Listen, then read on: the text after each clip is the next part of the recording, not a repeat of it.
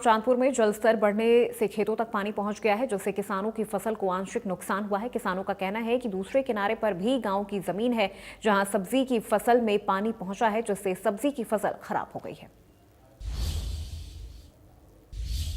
Hathnikund barrage और उसके बाद ओखला बैराज से पानी छोड़े जाने के बाद में फरीदाबाद में भी यमुना का जलस्तर बढ़ता हुआ दिखाई दे रहा है। हालांकि अभी आबादी से पानी दूर है, लेकिन जो किसानों की फसल है उसमें नुकसान भी दिखाई दे रहा है। फिलहाल हम गांव चांदपुर में हैं, आपको दिखा देते हैं यहाँ की चांदपुर की तस्वीर के जिस तरह से ओखला बैराज से 55,000 क्यूसेक पानी छोड़ा गया था, तो उसका जो तलहटी में जितनी भी फसल किसानों की बोई गई थी वो डूब चुकी है। और आप देखेंगे तो ये खेत हैं सामने, और इसमें पूरी तरह से पानी लबालब यमुना का जल स्तर बढ़ने की वजह से, और इसका नुकसान भी बताया जा रहा है। अगर दूसरी तरफ सामने अगर आप दूर तक देखेंगे तो दूसरी तरफ भी चांदपुर का ही रकबा है, और उसमें भी सब्जी बोई गई थी, और सब्जी अब बताया जा रहा है कि वो पूरी तरह से खराब हो चुकी है। हमारे साथ में एक किसान है जिनकी ये जो ज्वार है, ज्वार, ये क्या आपने ज्वार बोई हुई है? बाजरा।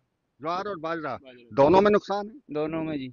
कब से आया ये पानी? ये कम से कम पहले आया था 10-15 दिन पहले, और अब दूसरी बार आया है। तो क्या अभी उम्मीद है आपको कि कुछ बचेगी फसल, या नुकसान पूरा है? नहीं जी, अब क्या उम्मीद है, अब तो सारा कुछ खत्म हो गया जी।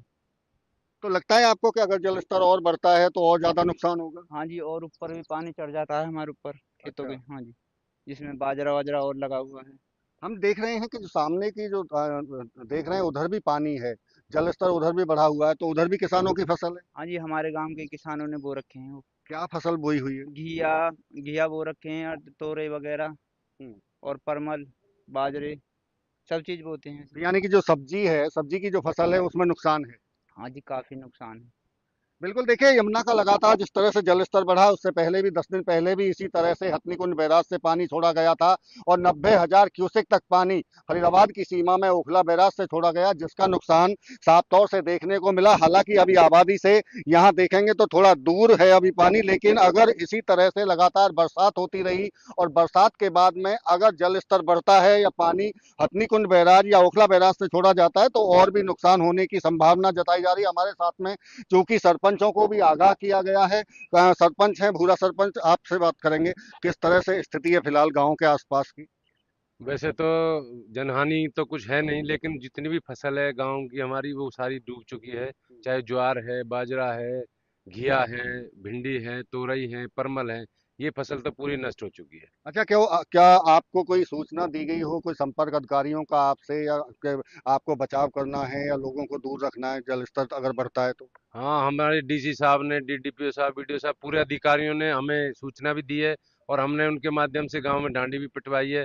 लोगों से अपील भी की है कि जमुना की तरफ ना जाएं, पानी ज्यादा आने की संभावना है, और अपने पशुओं को भी ना ले जाएं। पूरी मॉनिटरिंग कर रहे हैं, पूरी जमुना की देख रेख कर रहे हैं हम पूरी। जल स्तर जिस तरह से लगातार बढ़ रहा है, क्योंकि आपके गांव के आप भी नजर बना के रखे हो, आसपास के अगर गांवों की स्थिति की बात करें।